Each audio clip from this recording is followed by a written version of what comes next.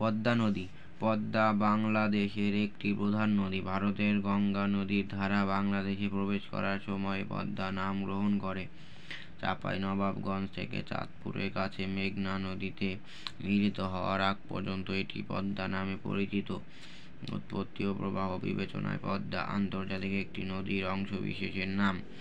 মূল নদীটির নাম গঙ্গা। গঙ্গা নদীর উৎস মূল নদীর নামে পরিচিত। উৎপত্তি ও প্রবাহ বিবেচনায় পদ্মা আন্তর্জাতিক একটি নদীর অংশবিশেষের নাম। মূলত নদীর নাম গঙ্গা। গঙ্গা নদীর উৎস হিমালয়ে গঙ্গোত্রী হিমবাহ।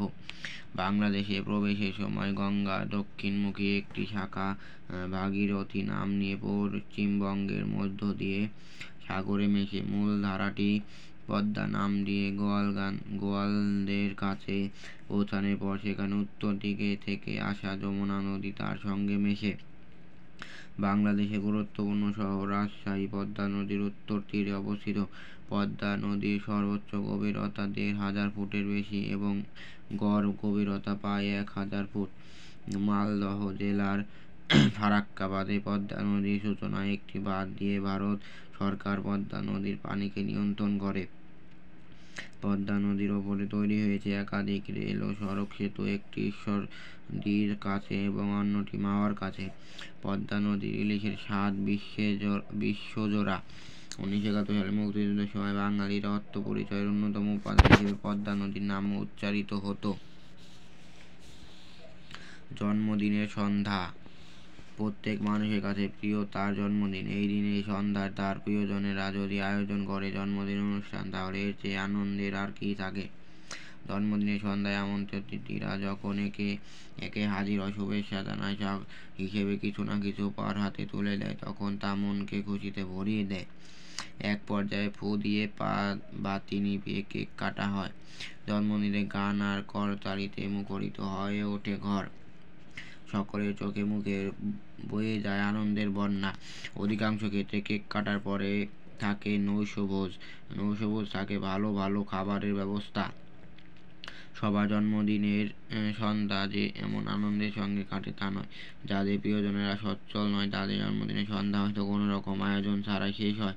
তবে আয়োজন হোক বা না হোক, জন্মদিনের সন্ধ্যা মানে জীবন থেকে একটা বছর হারিয়ে যাওয়া আর নতুন একটা বছরের জন্য প্রস্তুতি হওয়া।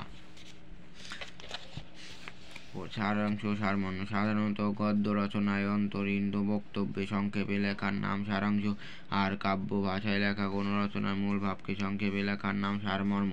সারাংশকে সারসংক্ষেপে এবং সারমর্মকে মর্মার্থ বলা থাকে।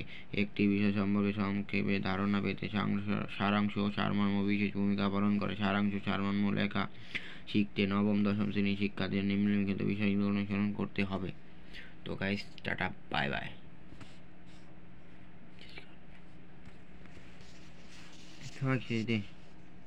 প্রদত্ত রচনার বিবরণ ভাবকে অনুসরণ করে সারাংশ সারমর্ম লিখতে হয়।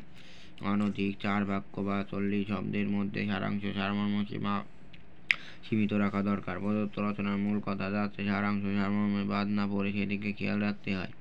সারমর্ম বা সারাংশ লেখার সময় উদাহরণ, উদ্ধৃতি, বরংশা, তথ্য উৎপাদন ইত্যাদি পুরোপুরি বাদ দিতে হয়। সারাংশ সারমর্মের ভাষায় কোনো ধরনের কাব্যধর্মিতা রাখা যায় না। ভাষা হতে হয় দৃঢ়হীন ও আবেগ বর্জিত। সারাংশ সারমর্মের পুনরাবৃত্তি পুরোপুরি বর্জিত। সারাংশ বা সারমর্ম লেখার সময় নিজস্ব বক্তব্য, মন্তব্য বা মনোপ্রকাশের কোনো সুযোগ নেই। নিচে সারাংশ সারমর্ম রচনার কয়েকটি উদাহরণ উল্লেখ করা হলো।